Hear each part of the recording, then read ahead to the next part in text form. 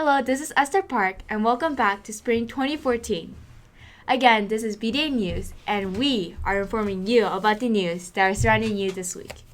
And sorry for missing out last week, guys. Hopefully, you didn't miss me too much. What are you talking about, Esther? Well, excuse me? It's fine. They have me. What? No? Oh, Yeah. Anyways, yes, this is Annie Hong, and we'll start off with the shooting in Texas. Yes, on Wednesday, 4 people were killed and 16 others were hurt in a shooting rampage at Fort Hood, Texas, which in 2009 was the scene of the deadliest mass shooting on a military base in U.S. history. The gunman was a soldier, an Iraq War veteran, who was being evaluated for post-traumatic stress disorder. However, he killed himself when he was confronted by a policeman. President Obama, informed of the shooting while on a visit to Chicago, vowed to get to the bottom of the incident. Obviously, this reopens the pain of what happened at Fort Hood 5 years ago. We're heartbroken something like this might have happened again, Obama said. The chaos erupted in the late afternoon at the nation's largest military base, about 60 miles north of Austin. Fort Hood officials broadcast and tweeted an alert that all personnel should shelter in place.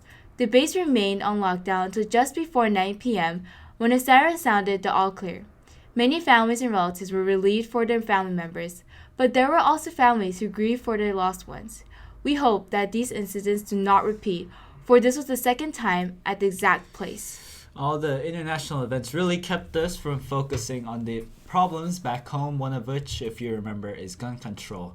Hopefully, municipal, state, and federal governments alike get back to business trying to fix that. Here's our almost weekly update on Ukraine now. After weeks of sissy fighting with sanctions and suspensions on government officials, gas prices, and even scientific projects between Russia and the United States, Russia finally recalled its ambassador to NATO today, 2 days after NATO countries ceased to work with Russia over the Ukraine crisis. Russia's Deputy Defense Minister Anatoly Antonov accused NATO Secretary General Anders F. Rasmussen of being confrontational when, in the most recent meeting of NATO foreign ministers, Western nations discussed the mobilization of NATO troops in Eastern Europe. As armies assemble in Europe, the search for MH370 continues. Yes, Malaysia's Prime Minister on Thursday arrived at the Australian Air Force Base, serving as a hub for the search for the plane.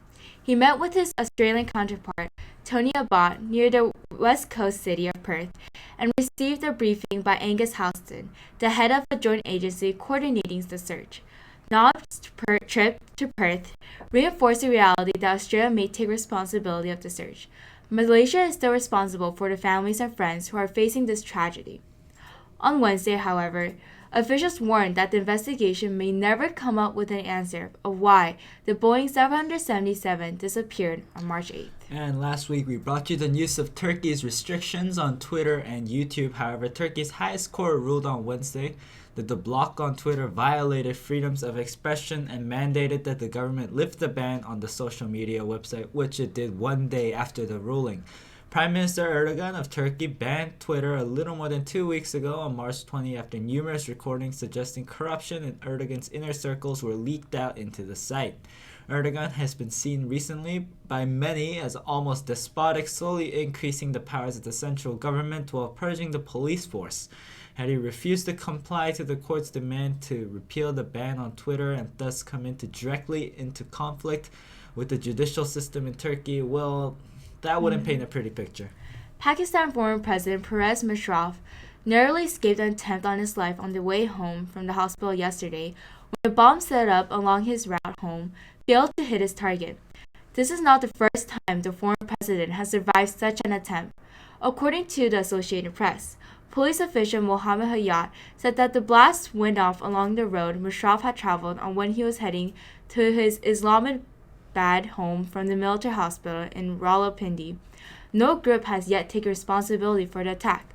Musharraf's 70 took the presidency in the 1999 coup and stayed in office until 2008 when he stepped down and fled the country because he had become so unpopular. The disgraced leader returned to Pakistan in March 2013, where he declared his candidacy for president and was quickly disqualified for suspending the Pakistani constitution and firing judges when he was in charge. Since his return, Musharraf has been charged with treason, among other things, and has faced consistent death threats from the Taliban and other militant groups. According to Ashok, Musharraf is safe at home, though it appears he's expecting more threats to come. On Monday, following a declaration by dictator Kim Jong-un that North Korea will continue nuclear tests in a joint ROK military exercise in Pohang, South Korea, North Korean troops fired almost 300 artillery shells into the Yellow Sea, 100 of which landed in South Korea and prompted a retaliatory barrage. The area, known as the Northern Limit Line, or the NLL, has been the center of armed conflict for the past 60-plus years. In 1999, 2002, and 2008, there were naval battles in the NLL. In 2010, there were separate incidents of North Korean attacks on South Korean naval vessels and islands. Hopefully, this latest act of violence doesn't lead to full-out war. And back in the United States, we've been following some extreme weather and geological patterns this past week. Yesterday evening, a powerful storm system plowed through the central United States, bringing rain, hail, and even some tornadoes in its wake. There were no fatalities, but the hail did cause considerable damage to property. According to CNN, the Storm Prediction Center is forecasting a slight risk of severe weather for along and around the path of the Mississippi River, as well as for a large swath of Texas, including Dallas, Houston, Austin, and San Antonio. Along with the weather, it seems like earthquakes have been shaking us all up. Just last week, BDA News was interrupted by a 5.1 earthquake last week on Friday. No residents were injured, and there were few minor problems on that buildings. However, after that, about 100 aftershocks spooked Californians.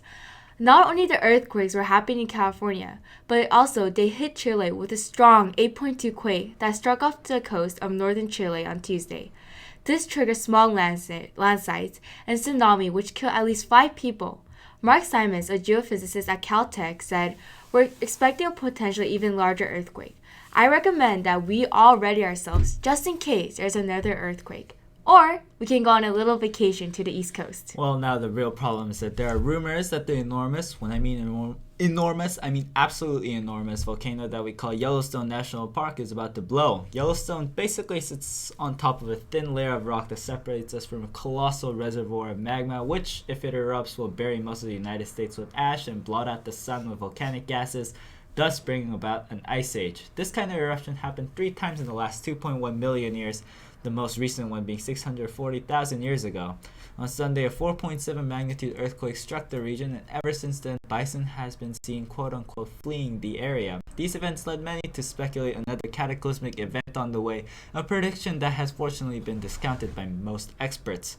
Earthquakes of this magnitude are, according to geophysicist Robert Smith of University of Utah, common in the area. As for the bison, well, they've been known to move en masse to lower altitudes to look for food. Don't start building disaster bunkers just yet, for experts are pretty sure that a major eruption is highly improbable for at least a few thousand years. Today in history, at 6:01 p.m. on April 4th, 1968, civil rights leader Dr. Martin Luther King Jr. was hit by a sniper's bullet.